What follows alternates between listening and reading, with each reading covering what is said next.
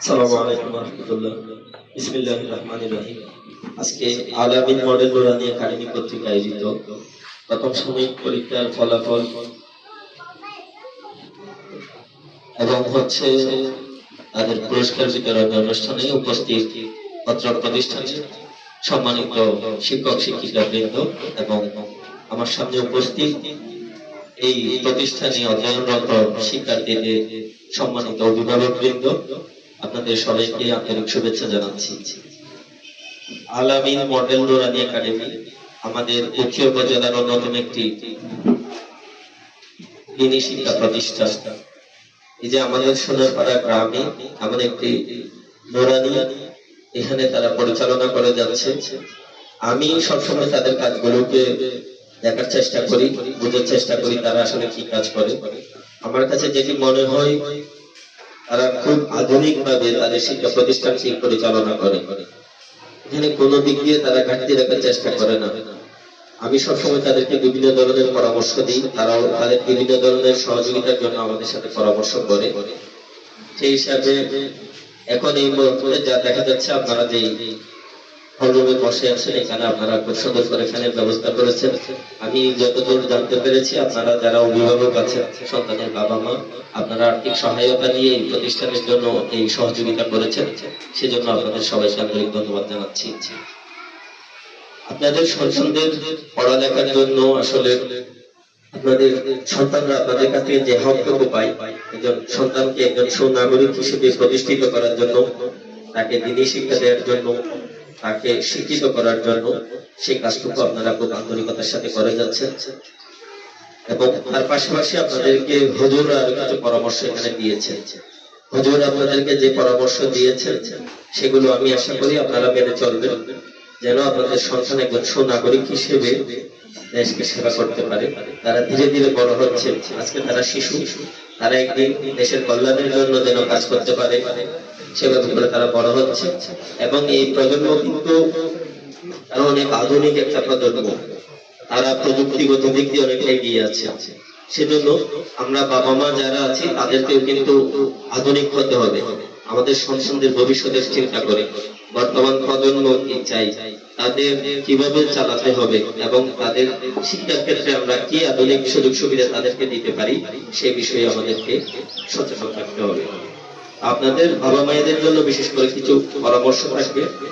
তারা বর্তমান সময়ে জানেন যে সারা বাংলাদেশে এবং বিশ্বের বিভিন্ন প্রান্তে, বিশেষ করে আমরা বাংলাদেশের কথা যদি বলি, তারা কিন্তু নিরাপত্তাহীনতায় ভোগে।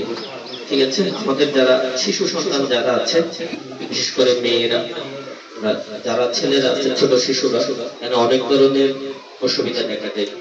অনেক ক্ষেত্রে শিশু পাচার হয় এবং বর্তমান সময়ে সবচেয়ে বেশি যে আলোচিত বিষয়, যে শিশুরা বিভিন্নভাবে নির্যাতনের শিকার হচ্ছে।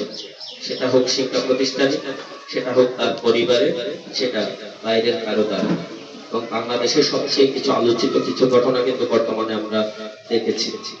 সেজন্য আপনাদের সন্তানদেরকে এই শিক্ষাগুলো আপনাদেরকে দিতে হবে, যেন সে নিজেকে সুরক্ষিত রাখতে পারে।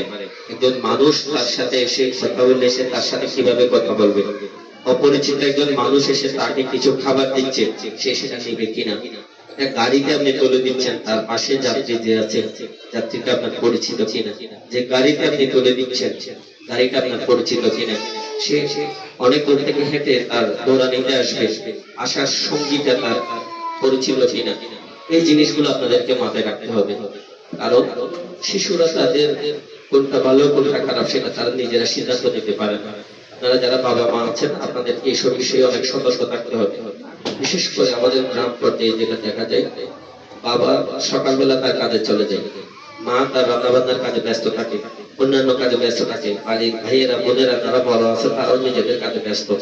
বিশেষ করে যারা শিশু থাকে, তাদেরকে সময় দেওয়ার মতো সময়টুকু আমাদের পরিবারের সদস্যদের খুব বেশি দেখা যায় না। তারা একটা আবদার করলো, আমরা তাকে সরিয়ে দিই, অবহেলা করি। এই জিনিসগুলো করা যাবে না। কারণ শিশুরা সেই কোনটা ভালো কোনটা মন্দ সেটা সে কিন্তু জানে না। সে এটাই বুঝে তাকে যত্ন করা হচ্ছে কিনা, এই জিনিসটা তারা খুব ভালো মতো বোঝে। সে আপনার কাছে একটা আবদার করলো, সে আপনার যদি পূরণ করার মতো হয় তাহলে আপনাকে চেষ্টা করতে হবে। সে আপনাকে কথা বলতে চাই, আপনাকে একটা প্রশ্ন করে সেই প্রশ্নের উত্তর আপনাকে দিতে হবে।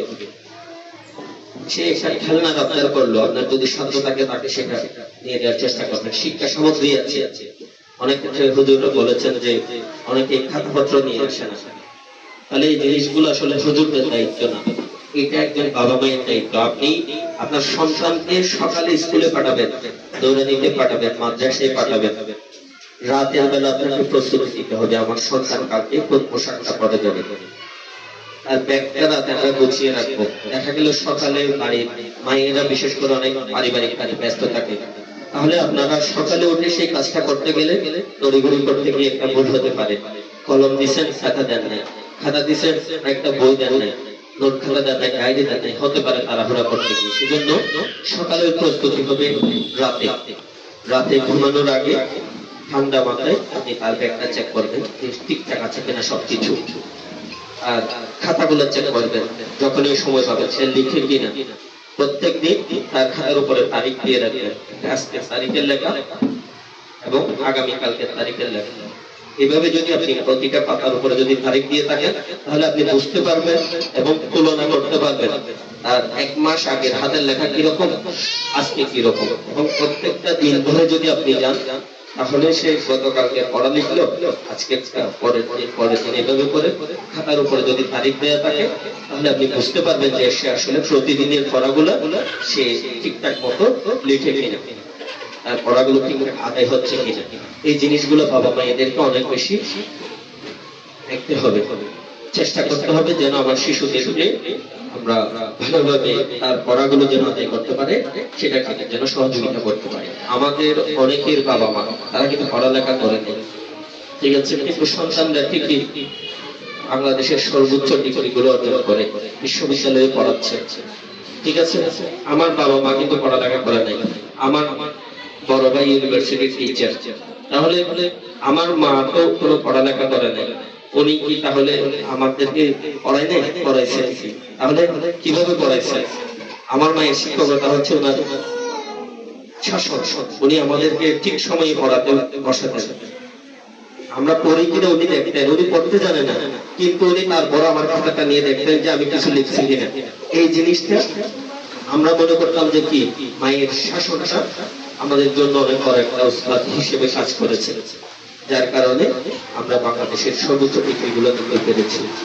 ঠিক তেমনি করে আমাদের সবার এই দায়িত্বগুলো পালন করতে হবে। একজন বাবা মা হিসেবে আমার সন্তান কি করে এই জিনিসটা দেখতে হবে।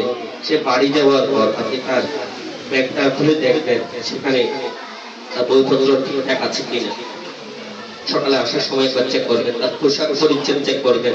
অনেক ক্ষেত্রে দেখা যায় শিশুদের জুতাগুলো পরিষ্কার থাকে, তার যে জামাটা পরিধান করে আসে সেটাও পরিষ্কার থাকে। এই অপরিষ্কার কাপড়ে আপনারও ভালো লাগবে না, পড়ালেখার জন্য সুন্দর একটা পরিবেশ দরকার। আপনি চেষ্টা করবেন কোন একটা খরচ বেশি যাচ্ছে সেটাকে কমিয়ে শিশুকে নতুন পোশাক দেওয়ার চেষ্টা করবেন। আর মাদ্রাসার নোরানির একটা ড্রেস আছে, চেষ্টা করবেন যে তাকে আরেকটা ড্রেস দেওয়ার, একটা ড্রেস ধুলে দিলে যেন সে আরেকটা ড্রেস